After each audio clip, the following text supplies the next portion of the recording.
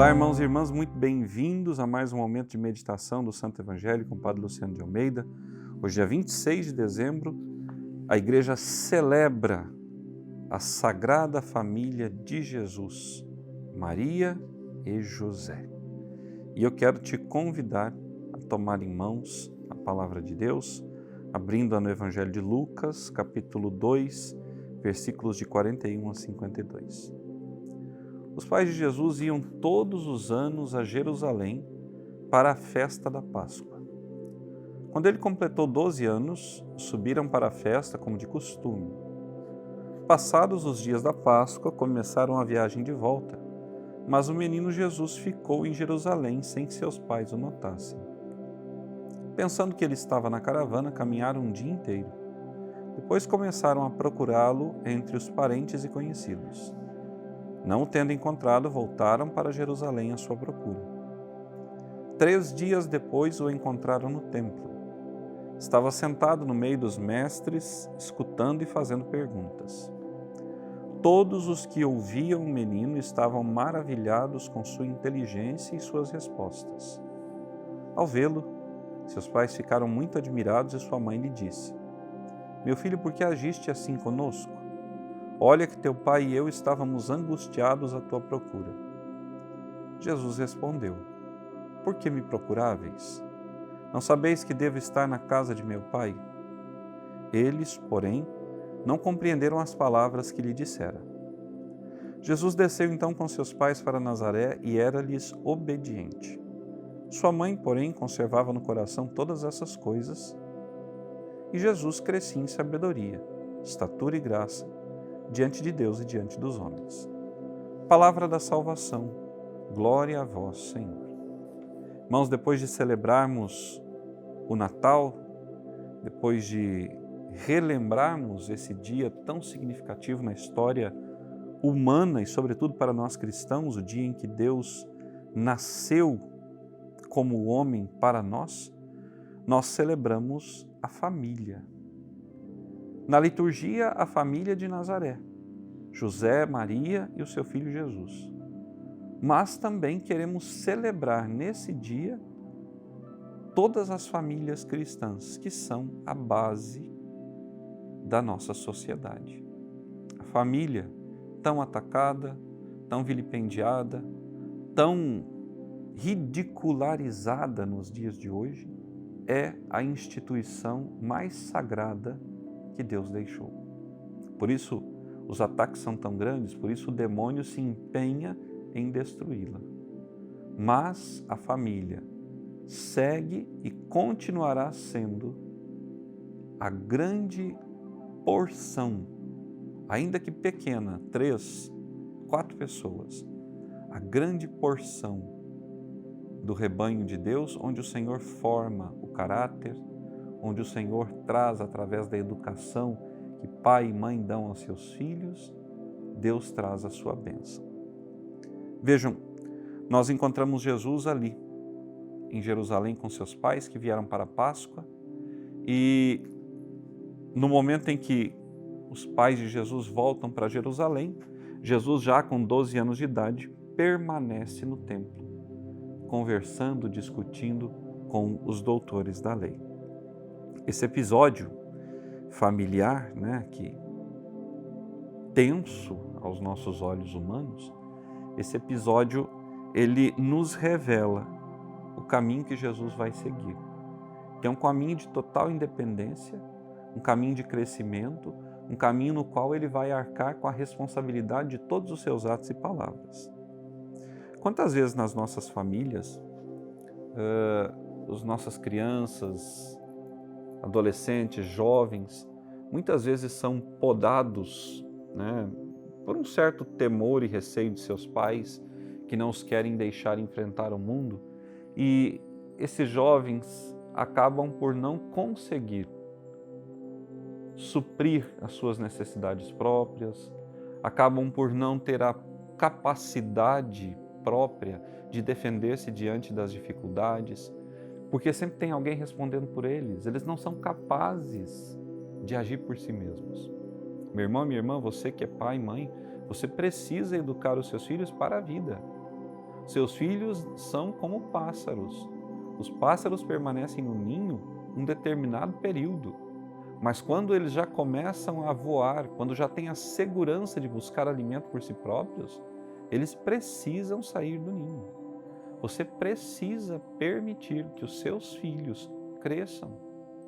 Você não pode educar homens e mulheres para se tornarem adultos infantilizados, medrosos, com medo de dar passos, que não querem então abraçar o seu compromisso.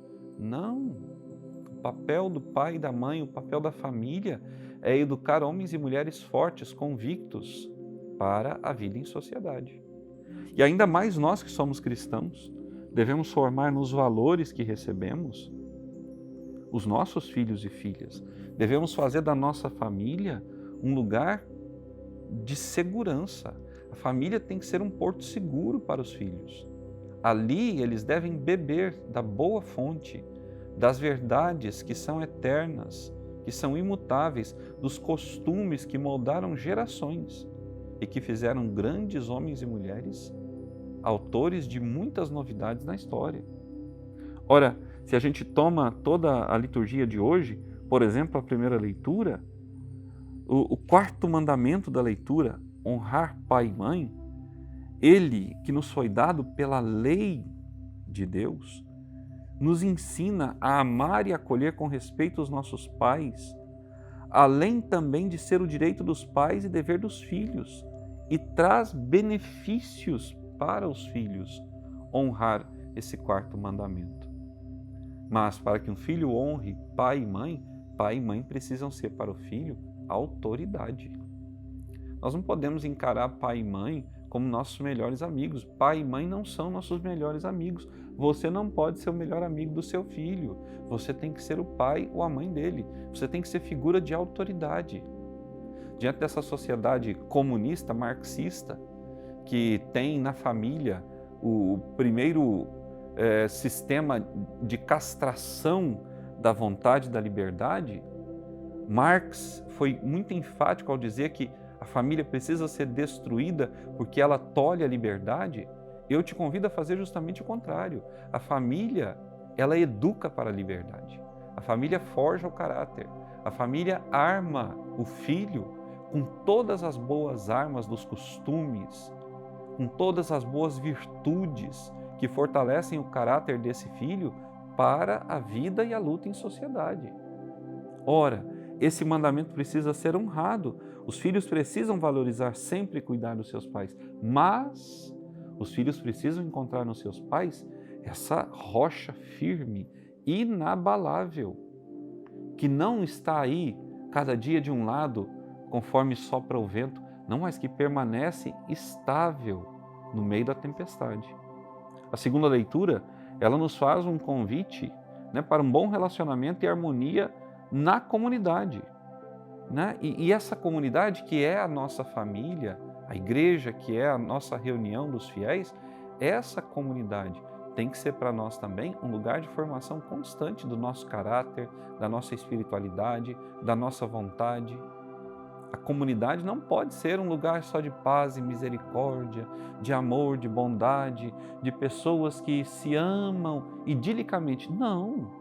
A comunidade tem que formar homens e mulheres valorosos, corajosos, capazes de lutar pelo reino de Deus, capazes de se tornarem violentos por causa do reino de Deus. E quando eu digo violentos, irmãos e irmãs, não estou dizendo de pessoas que saem por aí batendo umas nas outras, passando a todos pelo fio da espada. Nada disso. Mas violência no sentido de não abrir mão das verdades recebidas, da sua convicção de fé. Não deixar-se influenciar por uma sociedade que constantemente muda, mas que não agrega valores que são concretos. Nós temos um pensador alemão, Zygmunt Bauman, que nos fala de uma sociedade líquida. O que é uma sociedade líquida? É uma sociedade que não tem valores consistentes. Ela se desmancha, ela se desfaz constantemente. A família, a igreja, não podem ser um modelo de sociedade líquida. A família e a igreja tem que ser um modelo de sociedade sólida, que perpassa o tempo, que perpassam todas as dificuldades e que permanecem após as tempestades. Eu te convido então no dia de hoje a confiar a sua família, confiar a sua vida, confiar a sua comunidade paroquial à intercessão da Virgem Santíssima de São José e aos cuidados desse Deus amoroso que veio até nós, chamado Jesus Cristo. Deus te abençoe. Eu venho agradecer a todos que estão nos ajudando com as suas doações financeiras a manter no ar este canal. Agradeço a você também que está nos acompanhando, assistindo os vídeos, curtindo, compartilhando, para que a palavra de Deus possa chegar a mais e mais corações. Para você que chegou hoje, eu te convido a se inscrever, ativar o sininho de notificações, para que você não perca nenhum de nossos vídeos diários de meditação da Palavra de Deus. Meu muito obrigado a todos, que Deus os abençoe pelo apoio e até logo.